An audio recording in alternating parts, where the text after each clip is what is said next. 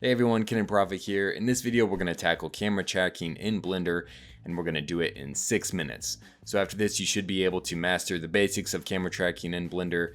I actually made a video just like this several years ago, got some great feedback, but then right after that, Blender's UI changed completely, and you guys have been asking me ever since to update this video. So that's what I'm doing for you right now. So thank you for commenting. I really do read them, I really do listen, and thank you to Potatoes and Trucks for asking if I'm dead.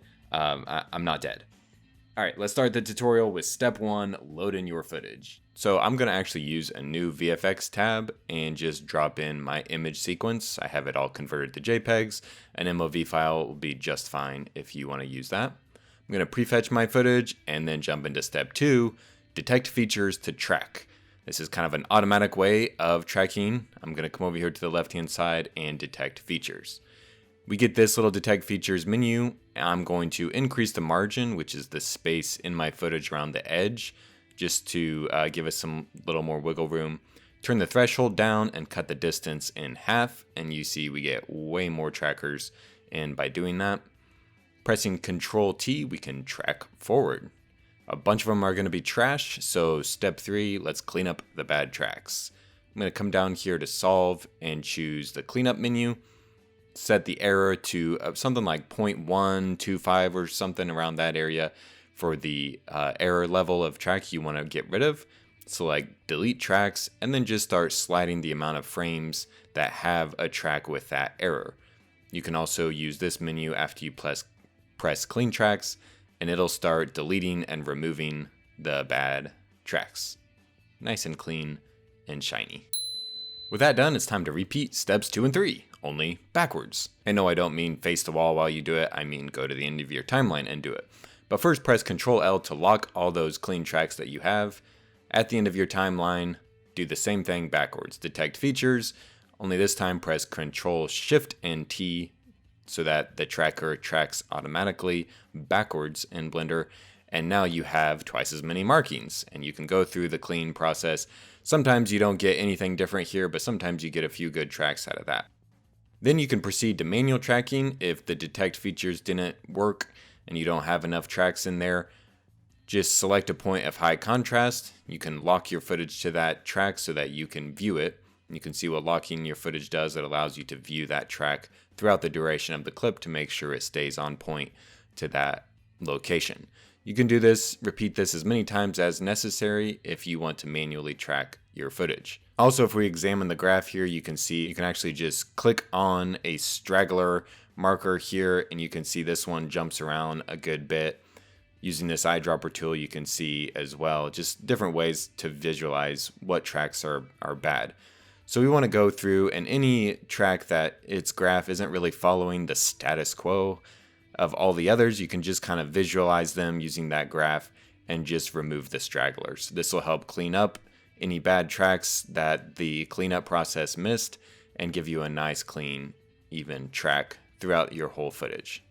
Alright, it's also important to know if a track goes off footage because of the footage just simply not revealing that point of high contrast anymore, you can just simply clear the remainder of that track and then lock it, and that way that data will no longer be taken into consideration when you go to solve. This isn't a must-do step, but it is something that if you're having trouble getting a clean solve, you may want to clean up tracks like that. Just clear the remainder where the track isn't actually useful on screen, and it won't be taken into consideration. Step 5, solve your camera motion. Before we solve, I come down here to the camera settings and punch in my camera sensor width. I just Googled that for my particular camera. I also am going to put the focal length in there under lens. With that done, click solve camera. I got a solve error of 1.18, which isn't that bad, but ideally I'd want it to be under 1. So I'm going to play with the lens size and solve again, and there with a wider lens angle I get a much better solve. Step 6 is set up your 3D scene. Come down here to scene setup, click set as background and set up tracking scene. You'll notice we have a plane with a box, and it also sets our render layers in the background.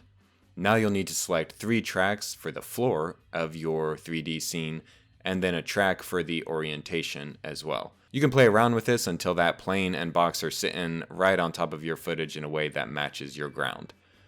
Now looking through the camera in a new layout tab, we can just rotate the camera and move it around until that plane matches even closer to the ground in our footage.